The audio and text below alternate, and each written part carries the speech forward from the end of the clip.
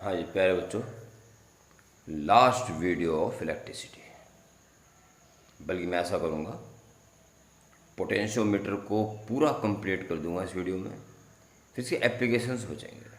उससे एक छोटी सी वीडियो में एक और भेज दूँगा, अन्यथा ये वीडियो फिर 45 मिनट की ना हो जाए। और बाकी मैं देख रहा हूँ अगर ये जल्दी बन रही है, 15-20 मिनट में ही ख़त्म हो रही है, तो एप्लीकेशन इसमें डाल दूँगा। ठीक है, तो अगर ज़रूरत पड़ी इन केस तो दूसरी वीडियो 10 मिनट की मैं और भेज दूँगा, वो आज ही भेज दूँगा। ठीक है, पर आज इस चैप्टर को पूरी तरह ख़त्म कर देना है। एक बात और, अगर पोटेंशियोमीटर ख़त्म हो जाता है तो उसकी जो यूजेस हैं या एप्लीकेशंस हैं उसके ऊपर न्यूमेरिकल्स नहीं है।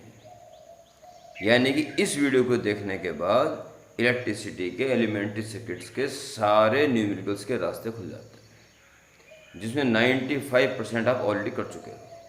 बस पोटेंशियोमीटर वाले बच रहे हैं, उन्हें इस वीडियो को देखते ही पहला काम है इस आर्टिकल को, बेहद इंपॉर्टेंट आर्टिकल है पोटेंशियोमीटर, क्लियर करें और न्यूमेरिकल एकदम शुरू कर दें। और आप कोशिश करें कि आज के आज ही आपकी इलेक्ट्रिसिटी समाप्त हो। मैं तो 1-2 दिन लगा सकते हो। मैं ये सोच रहा था कि कल 1 तारीख है, 1 अगस्त, तो वो स्टार्ट हो जाता है मैग्नेटिज्म, पर कोई बात नहीं, अभी आपके इसके न्यूमेरिकल्स में वक्त लगेगा। 1-2 दिन लगाओ, उसमें कोई दिक्कत नहीं है, पर भरपूर तरीके से करो। भाई वो है बस मैग्नेटिज्म शुरू कर देते हैं बस, अब तो इस तरह तो फिर वो शुरू वो इस तरह ख़त्म हो जाएगा, पूरी बुक इस तरह ख़त्म हो जाएगी अगर आप कुछ नहीं करोगे।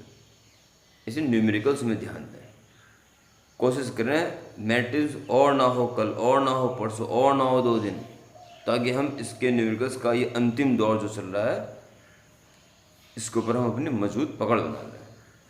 क्या फ़ायदा होगा इतना पढ़ने के बाद भी पेपर होगा तो आप में डर है हल्का सा, क्या फ़ायदा फिर पढ़ाई करने का? कोई डर नहीं रहना चाहिए। ज़्यादा से ज़्यादा न्यूमेरिकल्स करते रहो, बीच बीच में चैप्टर को रिवाइज करते रहो। That's all. Right the heading potentiometer.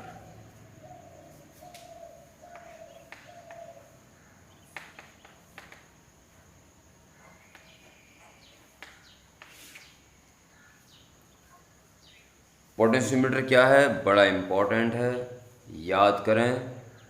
कभी मैंने आपको कराया था necessity of high resistance volt meter.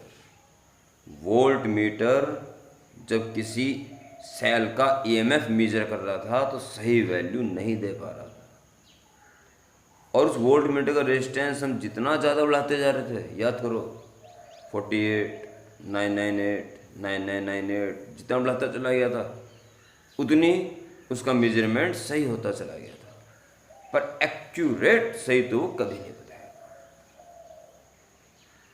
Potentiometer वो इंस्ट्रूमेंट है जो किसी सेल का ईएमएफ 100% एक्यूरेट बताता है, 100%। आगे पहले नहीं क्या लिखनी है, तो मेन हेडिंग पोटेंशियोमीटर के नीचे लिख दीजिए, बस लिख देना क्या? It is an accurate instrument to measure the EMF of a cell और and potential difference across a resistance. ठीक है, लिख लो इसको, पॉज करो और लिख लो, हाथ लिखते रहो, पॉज करते रहो, लिखते रहो।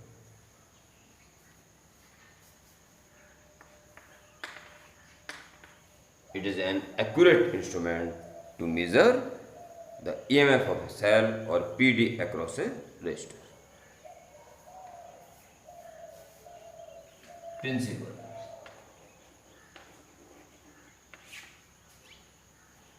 किस प्रिंसिपल के ऊपर टिका हुआ है?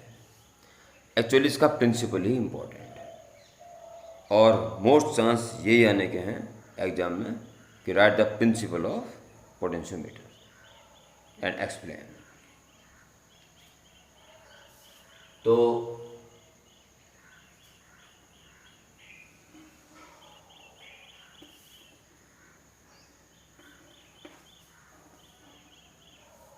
एक लंबा वायर, ध्यान देना, मीटर बीच मैंने 1 मीटर कहा था, इसमें 1 मीटर नहीं कह रहा हूँ, हाँ लंबा जरूर कह रहा हूँ। इस लंबे होने में एक राज छिपा हुआ है जो इस वीडियो के अंत तक उजागर हो जाएगा।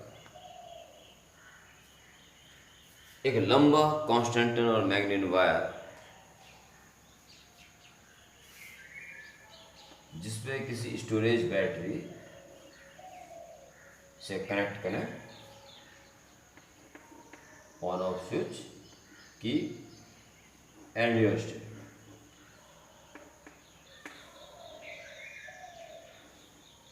And upper circuit is complete. ऐसा होने से क्या होगा, इसका कुछ ड्रॉप तो इसको अक्रॉस हो जाएगा जो रेजिस्टर होगा, बाकी बचाव और कुछ इंटरनल रेजिस्टेंस के अक्रॉस। मान लो 10 वोल्ट की बैटरी है तो खुद इसके इंटरनल रेजिस्टेंस के अक्रॉस से यहाँ बढ़ने के बाद 7-8 वोल्ट तो बच जाएगा यहाँ के लिए, 7 वोल्ट।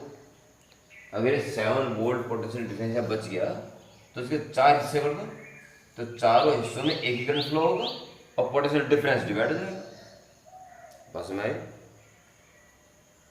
मान लो 7 वोल्ट था तो 2 बराबर हिस्से करोगे तो एक जैसे रेजिस्टेंस है, एक ही करंट है, तो बराबर वोल्ट हो जाएगा 3.5 वोल्ट 3.5 वोल्ट। और कम कर दोगे और कम वोल्टेज हो जाएगा। यानी बिल्कुल ठीक बात है कि जैसे जैसे लंबाई ज़्यादा लेते रहोगे पोटेंशियल डिफरेंस की वैल्यू बढ़ती चली जाएगी। अगर 7 वोल्ट पे 6 वोल्ट 5 वोल्ट 4 3 2 1 0 हो गया 7 पोटेंशियल, तो यहाँ 7 वोल्ट आगे जाके 6 वोल्ट 5 वोल्ट पोटेंशियल गिरता जा रहा है और इनमें डिफरेंस बढ़ता जा रहा है। जितना ज़्यादा गिरता जा रहा है उतना डिफरेंस बढ़ता जा रहा है। 7 वोल्ट और 6 वोल्ट में डिफरेंस 1 वोल्ट का, और 7 और 5 में 2 वोल्ट का, और 7 और 4 में 3 वोल्ट का। पोटेंशियल गिरता जा रहा है और पोटेंशियल डिफरेंस बढ़ता जा रहा है। ध्यान दें बात, ऐसे करंट आएगा और ऐसे हो जाएगा और पोटेंशियल डिफरेंस बढ़ता चल जाएगा। सोचिए, एक वो सेल जिसका ईएमएफ हमें फाइंड करना है इस व्यवस्था के अकॉर्डिंग, और इस ईएमएफ की एक्यूरेट वैल्यू वी रिक्वायर्ड, तो इसके पॉजिटिव टर्मिनल को जरा यहाँ पहले टच करा दिया, हो गया। और दूसरा गैल्वेनोमीटर मैं डॉट लाइन में बना रहा हूँ, आप पूरा समझने के बाद ही डायग्राम बनाना। और इसको गैल्वेनोमीटर का नीड जो दूसरा एंड है मैं ए के पास में लगाऊंगा, जो कि J1 कहते हैं इसको। जितना ए के पास में रहेगा पोटेंशियल डिफरेंस कम रहेगा, समझ रहे हो। इसका पोटेंशियल डिफरेंस और इसका ईएमएफ की कंपेयर करो तो वो उससे ज़्यादा पास में तो कम है, ये ज़्यादा है। उधर से वो करंट इधर ये आने वाला करंट यू बढ़ना चाहेगा ना, नीचे भी जाएगा और ये अपना जोड़ लगाएगा, जिसका ईएमएफ ज़्यादा होगा उसी चलेगी। तो इतने पोटेंशियल डिफरेंस काफ़ी कम है, इसको देखते ईएमएफ स्ट्रॉन्ग है तो इसकी चलेगी। यहाँ से करंट जाएगा, यहाँ से करंट आएगा, मिलके इसमें जाएगा और इसकी सुई घूम जाएगी, क्योंकि करंट ऐसे जगह है, ऐसे जाते हुए उसमें उसका भी कॉन्ट्रीब्यूशन हो गया। इसका तो वापस आ गया, उसका सीधे चला गया और सुई एक तरफ घूम गई। परंतु इस गैल्वेनोमीटर का दूसरा एंड अगर हम ए से थोड़ा दूर लगाते, बी के पास कह दो चाहे,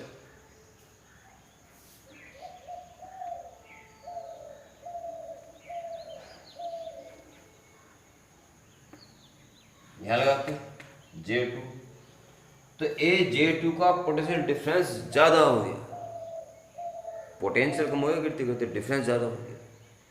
उसको देखते हुए सेल कमज़ोर पड़ गया। तो ये पोटेंशियल डिफरेंस ज़्यादा शक्तिशाली है या ईएमएफ ज़्यादा शक्तिशाली है? वो ज़्यादा शक्तिशाली हो गया, ठीक है। इसलिए उसके सामने ये कमज़ोर पड़ गया, उल्टा इसमें करंट फ्लो होगा। और पहले करंट ऐसे जा रहा था तो अब ऐसे जाएगा। अगर ऐसे जाने पे सुई इधर घूमेगी तो उल्टा जाने पे सुई उधर घूमेगी।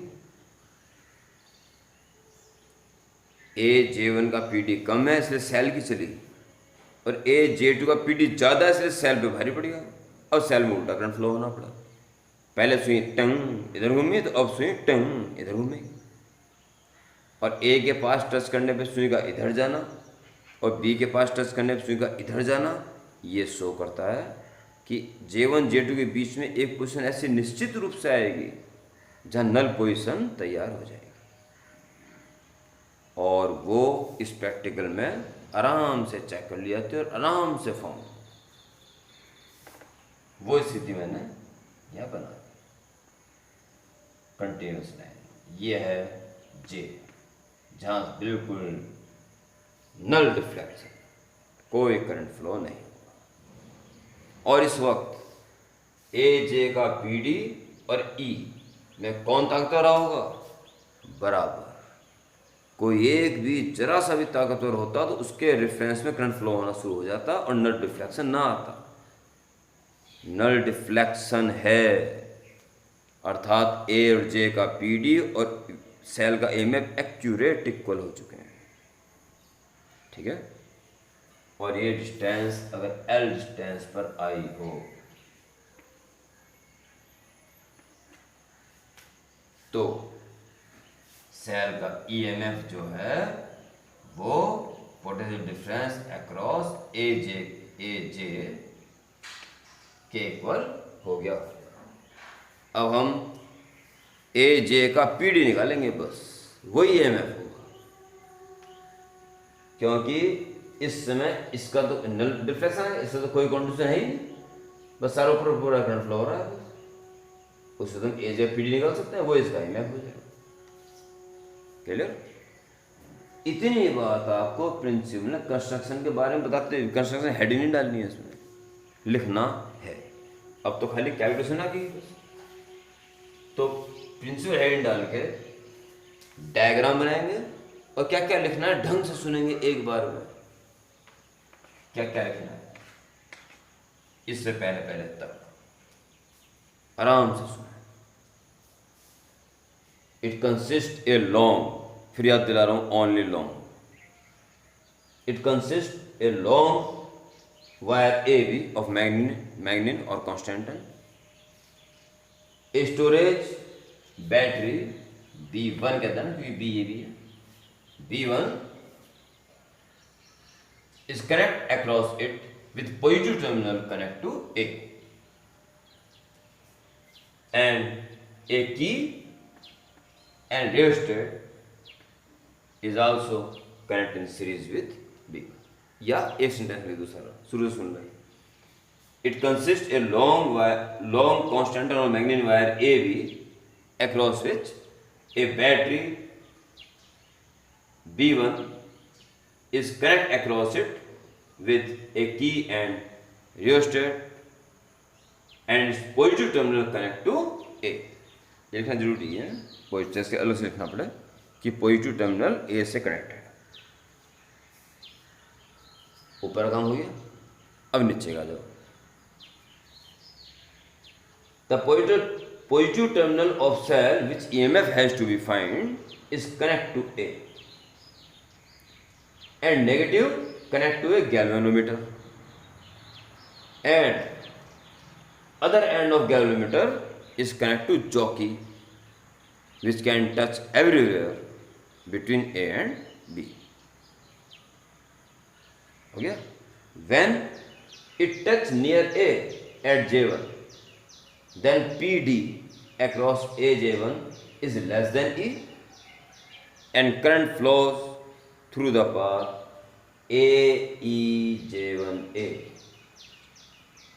दोबारा भी रिप्लाई करके सुन लेना मेरी बातों को। And needle deflects any one side,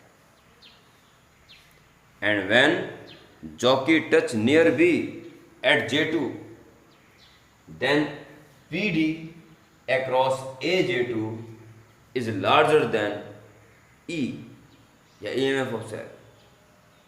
Now current flows through the path उल्टा है AEJ2A,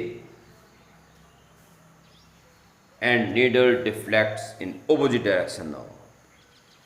So it is sure between J1 and J2 there is a null position। या नल डिफ्लेक्शन पोजीशन।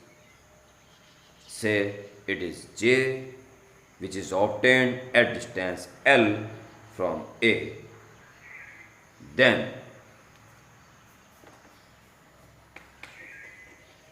सारी बकवास लिखने के बाद then E is equal to VAJ।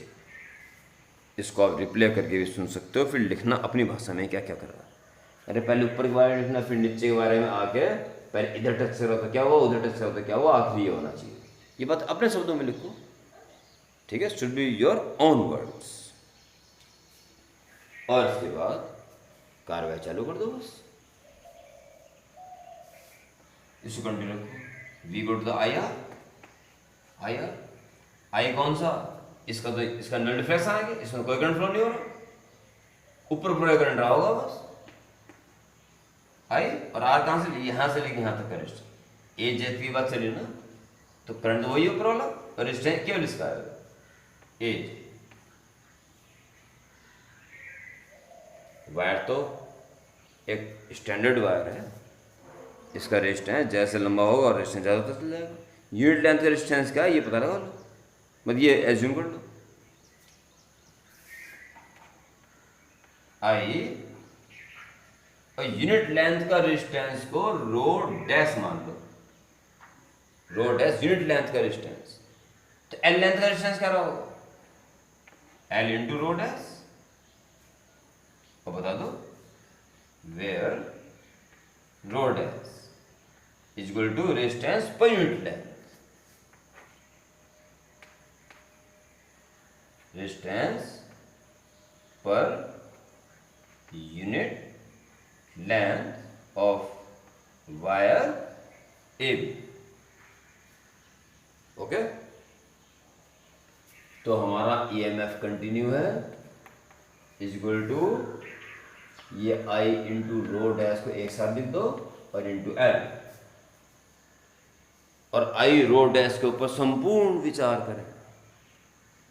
आई ए से flow होने वाला करंट और रो डैश है यूनिट लेंथ का रेजिस्टेंस, ए यूनिट लेंथ का रेजिस्टेंस और इसमें फ्लो होने वाला current I into R, R ही तो है, रेजिस्टेंस ही तो है, यूनिट लेंथ का है बस। क्या होता है I into R, V potential difference across unit length, potential difference across unit length, कहीं कहीं बातें आप पढ़ चुके हो। पोटेंशियल डिफरेंस को मैं डिफरेंस इन पोटेंशियल भी कह सकता हूं, difference in potential of two points unit distance apart, याद करो 11th वाली बात है। Difference in velocities of two layers unit distance apart, yes velocity gradient. और याद करो difference in temperatures of two isothermal surfaces unit distance apart, yes temperature gradient. और आज मैं बोल रहा हूं difference in potentials unit of two points unit distance apart, simply potential gradient is equal to के एल। के को बता देंगे, पूरा बताएंगे, where K is equal to potential difference across unit length of wire, that is potential gradient।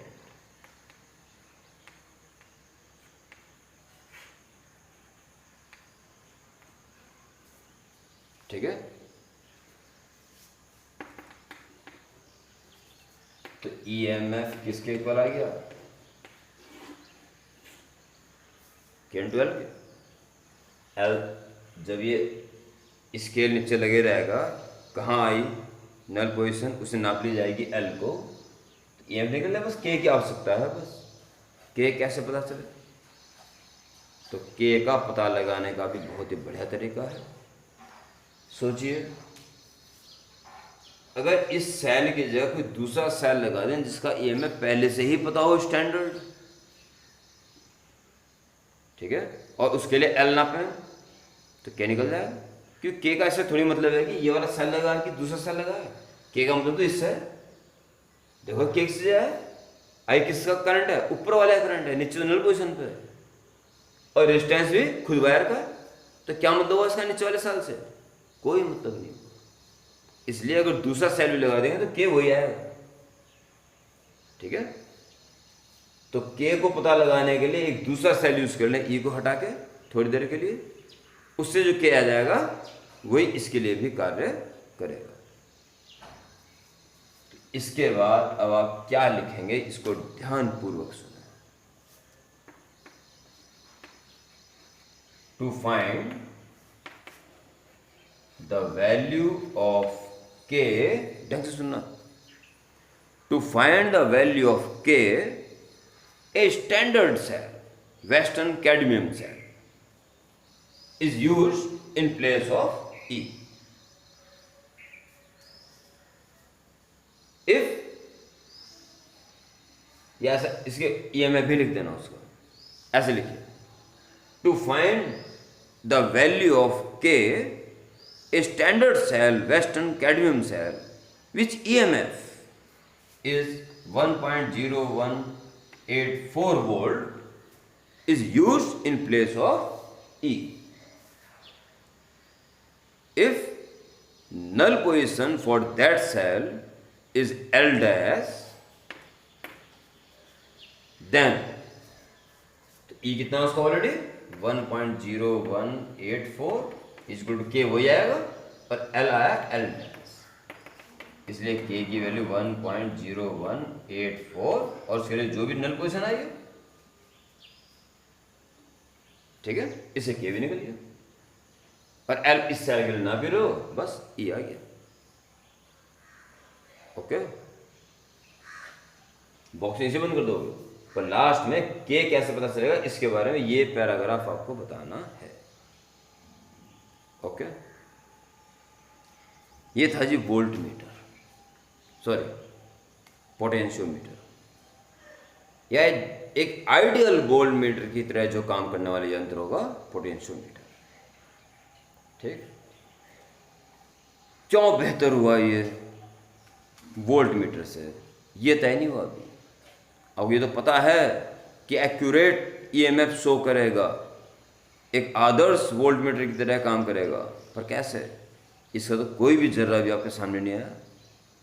अब सुनिए, और very most important heading जिसके साथ ही आती है और 2 नंबर के अलग से भी आती है, कि ये वोल्ट मीटर से बेहतर क्यों है। तो यहां तक हो गया आपका पोटेंशियोमीटर कंप्लीट। इसके बाद हेड डालेंगे superiority of potentiometer over volt meter. ये ऐसे भी लिख सकते हो, volt meter is better than, sorry potentiometer is better than volt meter. ठीक है, आप सुपीरियरिटी वर्ड लगाओगे तो अच्छा रहेगा। तो जो हेडिंग बोली superiority of potentiometer over volt meter, ये हेडिंग डालिए।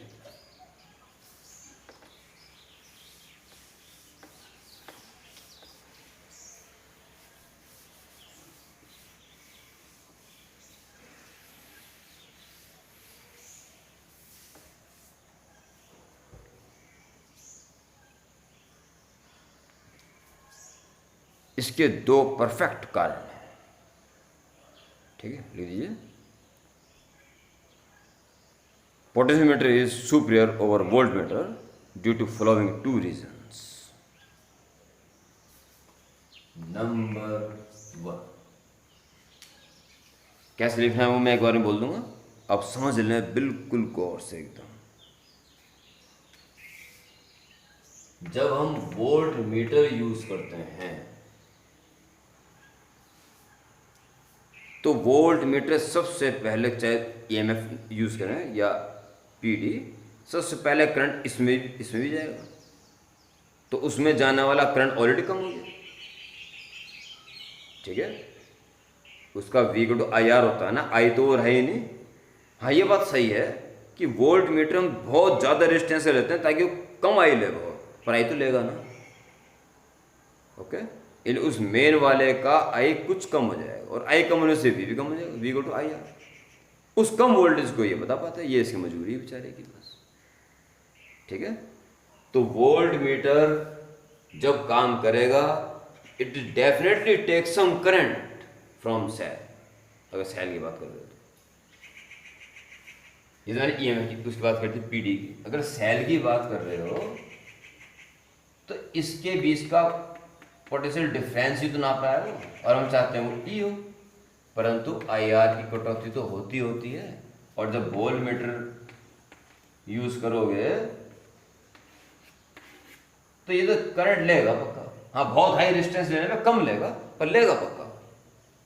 और अगर आई आर आ नहीं सकते किसी बात में, आई भी अवेलेबल है आर भी अवेलेबल है, इसकी कटौती तो होनी पक्की है। इसलिए इतनी कटौती होने के बाद जो बचा उसी को रीड कर पाएगा बस। ठीक है, जबकि पोटेंशियोमीटर, याद करें पोटेंशियोमीटर की लेंथ किस वक्त नापी जा रही है, जो नल पोजीशन, यस नल पोजीशन आ चुकी है, उस समय सेल से कोई भी करंट फ्लो नहीं हो रहा है।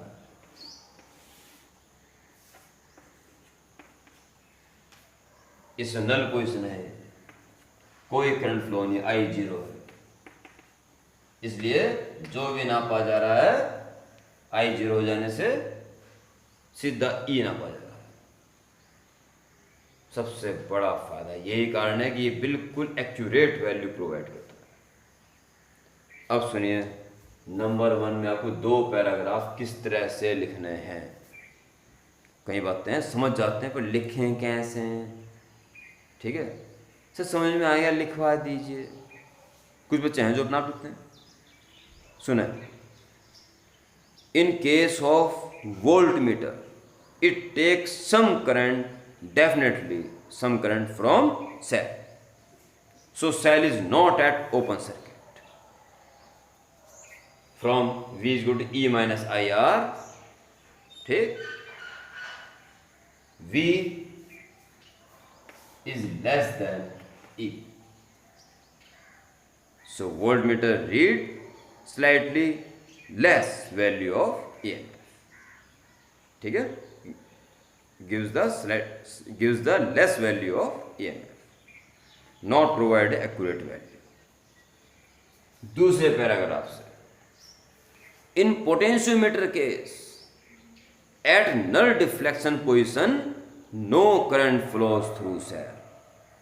Cell is at open circuit. So V is equal to E. So it measure accurate value of EMF. Number 1 point को इतना ही बस पॉज करके या दोबारा रिप्लाई करके लिखें। नंबर 2 तब सोचना जब 1 को पूरा लिख लो। ओके, अगर आपने 1 नहीं लिखा तो वीडियो को आगे मत देखें, बाकी तुम्हारी मर्जी, ऑनलाइन में तुम्हारी चल रही है सारी। ओके,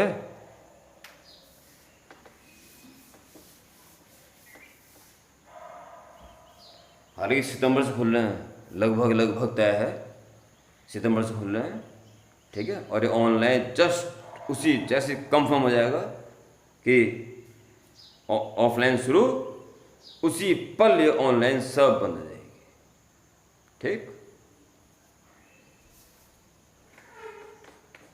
रीजन नंबर 2, हमारी आंखें अगर वोल्ट मीटर यूज करो तो हम अपनी आंखों से वोल्ट मीटर का डायल देख रहे हैं कि सुई टिंग कहाँ पहुंच गई। पोटेशियोमीटर यूज कर रहे हैं तो नल पोजीशन देख रहे हैं उस मीटर स्केल पे, टिक टिक कहाँ आ रही, 117 सेंटीमीटर पे, अच्छा कहीं भी। हमारी आंखें जो पढ़ने में थोड़ी गलती कर सकती हैं। ठीक, अगर वोल्ट मीटर डायल है 0 और 10 खानों बाद 1 वोल्ट, 2 वोल्ट और आएगी स्वीटिंग, जिसे पढ़ने में आप 4 बच्चे के प्रैक्टिकल कर रहे हो, मैं इमेजिनेशन कर रहा हूँ कि 4 बच्चे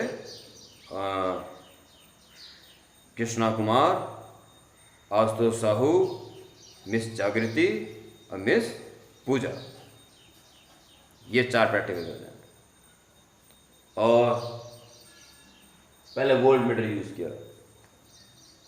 ये देखें, ये 4 बच्चे चेक करना चाह रहे हैं कि सर हम पहले वोल्ट मीटर से ईएमएफ नापेंगे, फिर पोटेंशियोमीटर से, और ये सिद्ध करके रहेंगे आज कि वोल्ट मीटर पोटेंशियोमीटर से थोड़ी कम बता रहा है और पोटेंशियोमीटर बिल्कुल एक्यूरेट बता रहा है। मैं ठीक है बच्चों, करो, लैब तुम्हारी है, होगा ऐसा नहीं, जल्दी आ जाएगा। लैब के लिए वक्त नहीं भी मिलेगा तो एडिसन ला के आपको लैब में बुलाया जाएगा। तो जी सुन, यहाँ पे आ गई। मैंने अरे भाई 4 बच्चों बोलो। आज तो सर मैं बोलता हूँ सर 1.8 कृष्णा कुमार। अरे हट यार तू। हाँ 1.8 पर 1.9 लेंगे ना, देखो ना सर 1.9। और फिर गर्ल्स कौन थी वो, इस पूजा। 1.8 है सर। मिस जागृति ये तो 1.9 है। कहने का मेरा मतलब, एक खाने की गलती बच्चों से नॉर्मली हो सकती है, और एक डिवीजन का मतलब है 10वां हिस्सा 1 वोल्ट का, यानी कि 0.1 वोल्ट, यानी कि 100 मिली वोल्ट, 1000 से गुणा कर दो। 0.1 वोल्ट का तो बहुत बड़ा प्रभाव होता है आपके इस प्रैक्टिकल में, ठीक है। एक तो वोल्ट मीटर महाशय पहले ही गलत बता रहे हैं, और जो बता रहे हैं बेचारे गलत, उसको पढ़ने में भी गलती हो सकती है 0.1 वोल्ट की। कर लो, आई बात समझ। यही 4 बच्चे। अब हम पोटेंशियोमीटर करेंगे, तो लो जी पोटेंशियोमीटर भी आ गया, और ये स्केल लगाओ उस वायर, पोटेंशियोमीटर वायर के नीचे, और सेंटीमीटर में ये होंगे मार्किंग, और जो सबसे स्मॉलेस्ट डिस्टेंस है वो मिलीमीटर की होगी, और ये आएगी नल पोजीशन, ये नल पोजीशन इस पॉइंट पे आएगी, ठीक है जी। और इसे पढ़ने में गलती कितनी कर सकते ज़्यादा, 1 मिलीमीटर की। 4 बच्चे, आशुतोष साहू, कृष्णा, मिस जागृति, मिस पूजा, ये 4 बच्चे जो अपने अपनी आंखों से देख के रीडिंग पढ़ेंगे तो 1 मिलीमीटर से गलती ज़्यादा नहीं कर सकते। 1 मिलीमीटर से ज़्यादा गलती करो तो वो एरर भी इसमें नहीं है, वो एरर तुम्हारे अंदर है फिर, ठीक है। सही तरीके से तो आप केवल 1 सेंटीमीटर 1 मिलीमीटर की गलती कर सकते हो। यस मेरे बच्चों, इसी पॉइंट पे वो राज उजागर होने वाला है जिस वीडियो के शुरू में ही कहा था कि लंबा हुआ है। नीचे वाले सेल का तो कोई योगदान नहीं उस वायर में, सारा पीडी ऊपर वाले का है। वो पीडी चाहे कम लंबा वायर हो चाहे बहुत लंबा वायर हो, उसी में ड्रॉप होना।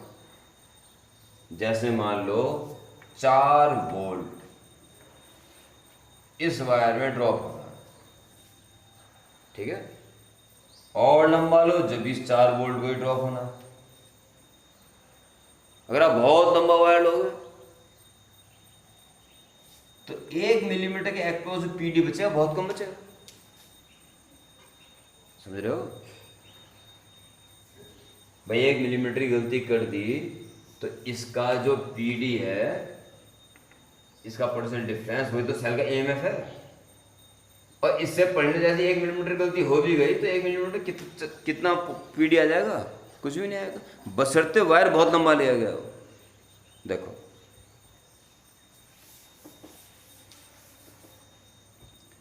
अगर आपने 1 मीटर लंबा वायर लिया होता पोटेंशियोमीटर, अर्थात 1000 मिलीमीटर लंबा वायर अगर पोटेंशियोमीटर का आप लिए होते और 4 वोल्ट पीडी होता पूरे वायर के अक्रॉस, तो यूनिट 1 मिलीमीटर के अक्रॉस कितना आता, 1000 मिलीमीटर के अक्रॉस इतना है, तो 1 मिलीमीटर के अक्रॉस 1000 डिवाइड कर दो 0.0044।